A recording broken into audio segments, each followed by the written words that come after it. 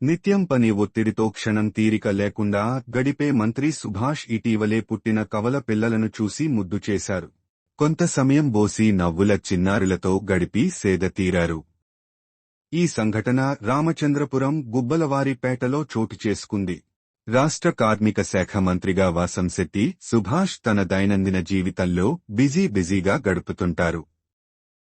ఎంత పని ఒత్తిడిలో ఉన్నా నియోజకవర్గంలోని ప్రజల్లో ఏ ఒక్కరి కష్టం వచ్చినా నేనున్నా అంటూ వెళ్లి వారి కష్టసుఖాల్లో పాలుపంచుకోవడం ఆయనకు అలవాటుగా మారింది. ఇలా చేయటం తనకు చాలా సంతృప్తిని ఇస్తుంది అంటారు మంత్రి సుభాష్.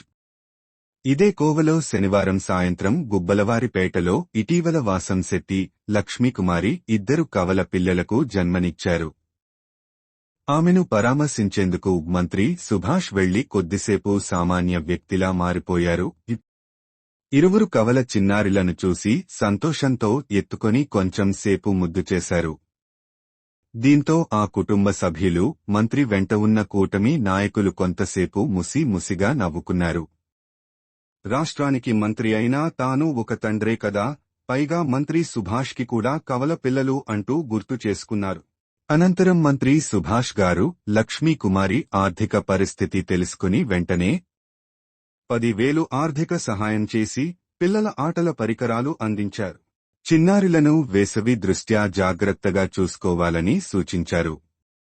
ఏ సమస్య వచ్చినా తానున్నానంటూ భరోసా ఇచ్చారు.